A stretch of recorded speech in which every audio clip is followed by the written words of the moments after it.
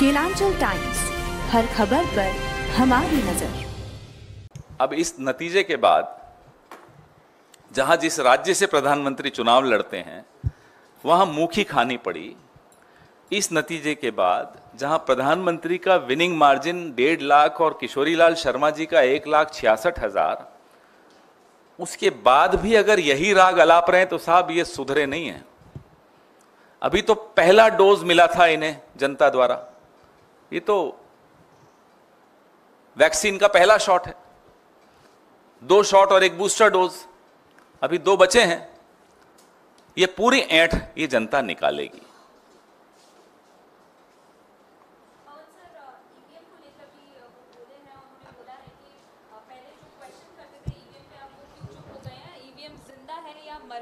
जो 2009 में सवाल पूछ रहे थे ईवीएम के, 14 में वो क्यों चुप हुए? कौन थे आपको मालूम है? भारतीय जनता पार्टी के 2009 के अध्यक्ष लालकृष्ण आडवाणी जी, जीवीएल नरसिम्हा जी, तमाम भारतीय जनता पार्टी, अरुण जेटली जी, सुषमा स्वराज जी, मुरली मनोहर जोशी जी, तमाम लोग 2009 में ईवीएम पे सवाल उठाते थे। हमने क्या कहा? आप सवाल मत उठाओ। हमने भी, चुनाव आयोग ने भी, सबने सवालों के जहां तक हो सकता था जवाब दिए। ये ऐसे छुई मुई व्यक्ति हैं कि न खुद सवाल झेल पाते हैं, न ईवीएम पे सवाल उठाने देते हैं। सवाल पूछ लिया क्या मतलब हमला कर दिया? सवाल हमला नहीं होता, सवाल सवाल होता है। उसका जवाब देने का मादा लाइए प्रधानमंत्री जी। अब जितने भी साल आपके पास हैं, महीने आपके पास हैं, हम नहीं जानते, हफ्ते आपके पास है, हमें क्या मालूम कितना है। लेकिन जितना भी समय अब आपके पास बचा है, एक आदत डाल दीजिए कि ये देश सवाल पूछेगा, देश का विपक्ष सवाल पूछेगा, देश का मीडिया सवाल पूछेगा और उसका जवाब देना पड़ेगा। ये हमला नहीं है, सवाल है।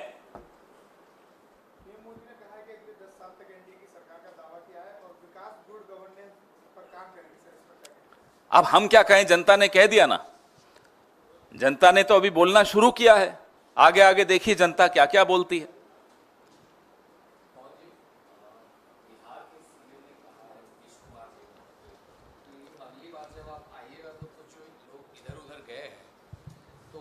और जो सीटें ये लोग हारे हैं तो अगली बार उनको भी हराएंगे, तो कैसे देखते हैं नीतीश कुमार के बयान को?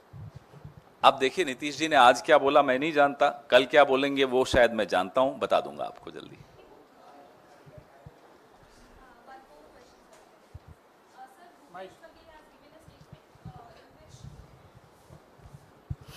Sir, Bhupesh Baghel has given a statement in which he has said that there might be a mid-term election that is going to happen after 6 months because now Devendra Fadnavis is upset as in fact many other alliance partners are raising questions upon the decisions taken by the NDA. अरे भूपेश जी ने बता दी ये सारी बातें।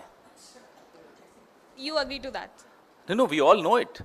It's not a question of agreeing or disagreeing. These are facts. You don't have to agree that the sun rises in the east. It does rise in the east even if you don't agree. So there is a lot of storm brewing within the BJP, within the RSS, within the NDA, within Gujarat, between Gujarat and Uttar Pradesh. So there are high pressure areas developing everywhere.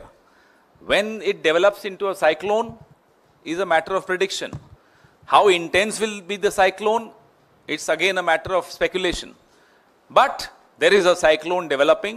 Everyone can see that. Everyone can read that. Some of us also know some facts. But let's wait. Let the next few weeks and months be exciting for all of us. Sir,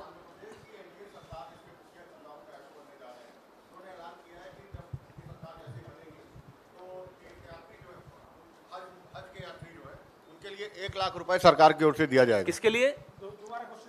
हाँ, पूरे आंध्र प्रदेश की सरकार की ओर से ये घोषणा की गई है कि जब उनकी सरकार बनेगी तो 1 लाख रुपए हज यात्रियों को राज्य सरकार की ओर से दिया जाएगा, जहां बीजेपी का समर्थन भी है, टीडीपी को। अब भाई देखिए, उन्होंने जो मैनिफेस्टो में लिखा वो करना चाहते हैं। हर आदमी थोड़े मोदी जी की तरह होता है कि मैनिफेस्टो लिख के भूल गए। अब उन्होंने करना है तो कर रहे हैं, मोदी जी जवाब दें। पूरे चुनाव में वो प्रचार कर रहे थे आरक्षण, मुसलमान आरक्षण, और जिनका सहारा लेना पड़ा, चंद्रबाबू नायडू जी का सहारा लेना पड़ा, उनके मैनिफेस्टो में मुस्लिम आरक्षण लिखा हुआ है। बताएं, जवाब दें नरेंद्र मोदी जी अब। लेकिन वो तो सवालों को हमला मानते हैं, तो उनसे आप पूछ भी नहीं पाएंगे। एक और सवाल है, आम आदमी पार्टी की तरफ से आधिकारिक तौर पे ऐलान कर दिया गया है कि दिल्ली में या हरियाणा में कांग्रेस के साथ कोई समझौता नहीं होगा विधानसभा चुनाव में। दोनों किया ये? कल गोपाल राय ने इंटरव्यू कर बहुत लेट नहीं हो गया ये तो? हमने जब अलायंस हुआ था तभी बोल दिया था कि ये लोकसभा के लिए अलायंस है, तो ये अब नया नया बात क्या कर रहे हैं? तो पुरानी बात हो गई। इसमें ब्रेकिंग न्यूज क्या है? ये तो जिस दिन इंडिया गठबंधन बना था तभी हमने कहा था कि आम आदमी पार्टी के साथ जो गठबंधन है ये इस लोकसभा तक के लिए है, पूर्ण विराम। इसमें कोई अल्प विराम और अर्ध विराम नहीं है, पूर्ण विराम है। तो इंडिया गठबंधन में क्या आम आदमी पार्टी बनी रहेगी? अब ये आप उनसे पूछिए।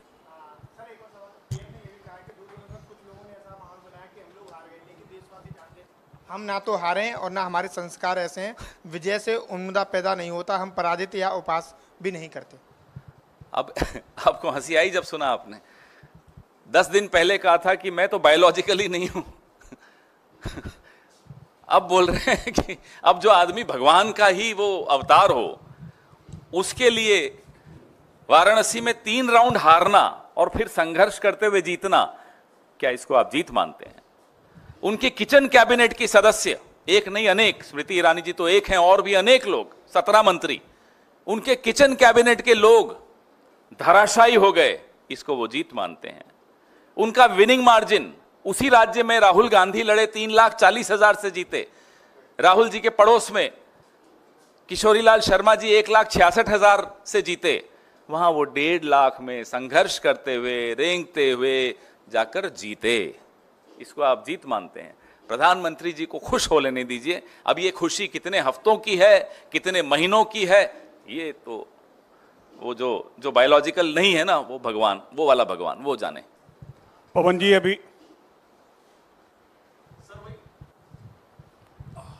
थैंक यू सर, वही आम आदमी पार्टी वाला सवाल है कि दिल्ली में ही हमने देखा कि दोनों पार्टियों के गठबंधन के बाद भी बीजेपी को 50% से ज्यादा वोट आए, और इसके फौरन बाद जिस तरह से आम आदमी पार्टी, अभी तो विधानसभा चुनाव काफी दूर है, अभी से जिस तरह से उन्होंने कह दिया कि अकेले लड़ेंगे, नहीं, मैं तो क्या पहले इसके पीछे की रणनीति लगती है? क्या वो किसी प्रकार के उनकी रणनीति तो मेरे को नहीं मालूम क्या होगी, लेकिन हम लोग तो बहुत पहले जब इंडिया गठबंधन बना तभी आम आदमी के विषय में हमने क्लियरली कहा था, मुझे याद है मैंने भी कहा था कि यह सिर्फ लोकसभा चुनाव के लिए गठबंधन है।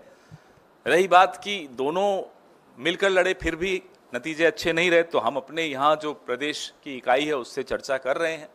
पूरा एक एक बूथ का, एक एक ब्लॉक का, एक एक जिले का हमारे यहाँ पूरी रिपोर्ट बन रही है, फिर उस पर चर्चा करेंगे।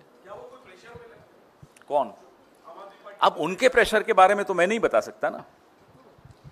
पवन जी, आज प्रधानमंत्री संसदीय के नेता चुने जाते उसके बाद जो है, वैसे राहुल जी 3,90,000 से जीते हैं, मोदी जी को आज थोड़ा और इसलिए अच्छा कि आपने आंकड़ा खोल के बता दिया मुझे। एक बार दोहराना चाहिए, जिस राज्य से देश के नॉन बायोलॉजिकल प्रधानमंत्री 1,50,000 वोटों से जीते हैं, उसी राज्य में हमारे बायोलॉजिकल नेता राहुल गांधी जी 3,90,000 वोटों से जीते हैं, और उनके पड़ोस में एक और बायोलॉजिकल नेता किशोरीलाल जी, वो जीते हैं 1,67,196 वोटों से। दूसरे बायोलॉजिकल नेता हमारे किशोरीलाल शर्मा जी जीते हैं। अब वैसे मैं ये भी जानना चाहता हूं कि ये जो चंद्रबाबू नायडू जी और नीतीश कुमार जी हैं, ये दोनों बायोलॉजिकल हैं या वो ये भी अवतार है? क्योंकि अकेले बेचारे नरेंद्र मोदी जी नॉन बायोलॉजिकल, एक तरफ एक बायोलॉजिकल आदमी, दूसरी तरफ दूसरा बायोलॉजिकल आदमी, बड़ा अटपटा सा नहीं लग रहा आप लोगों को? बोलिए। पवन जी, नेता चुनने जाने के बाद प्रधानमंत्री जो है, पूर्व उप प्रधानमंत्री लाल कृष्ण आडवाणी घर मिलने आते हैं, उनसे आशीर्वाद लेते हैं। माफी मांगने गए, आशीर्वाद नहीं। जबकि इससे पहले कई तस्वीरें और ऐसी हैं, उनसे नए जैकेट का रंग भी लेने गए कि जब मार्गदर्शक मंडल में जाने से पहले कौन सा रंग होता है, सब बोल रहे हैं पैरेट ग्रीन होता है, पैरेट ग्रीन होता है, तो उनसे सलाह लेने गए कि अब आने वाले दिनों में कौन से रंग के जैकेट पहनूं जिससे लोग मुझे मार्गदर्शक मंडप में नहीं धकेलने। बताएं कौन कौन धकेलना चाहता है?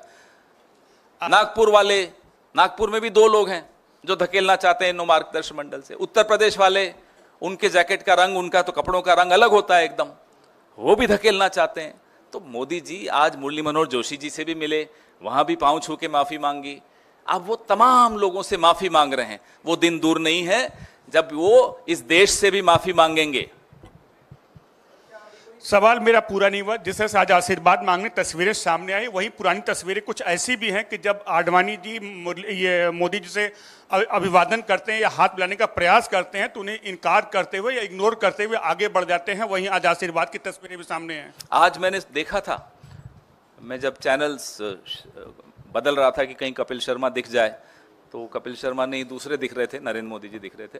तो वहां मैं देख रहा था कि वो आदित्यनाथ जी को भी इग्नोर कर रहे थे आज।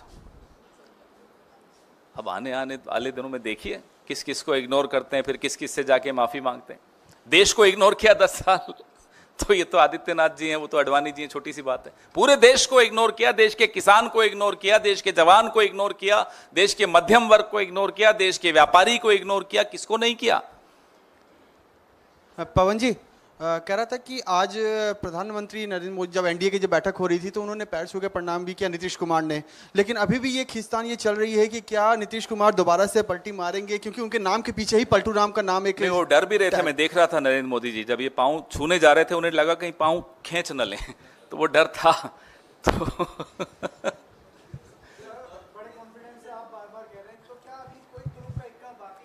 तुरुप की इक्का जनता के पास होता है, और तुरुप का इक्का हम लोग अगर चलते भी हैं तो जनता के आदेश पर चलते हैं। जब हमें लगेगा कि तुरुप का इक्का चलना चाहिए, हम सब जनता के आशीर्वाद से बिल्कुल चलेंगे। इसमें राजनीति कोई स्टैटिक नहीं होती, राजनीति बहुत डायनामिक होती है।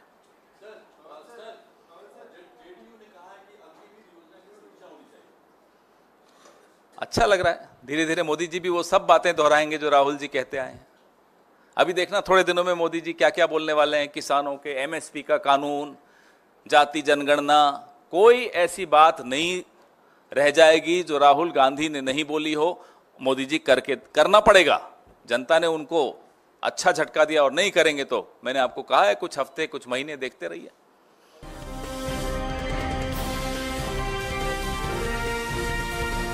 केलांचल टाइम्स, हर खबर पर हमारी नजर।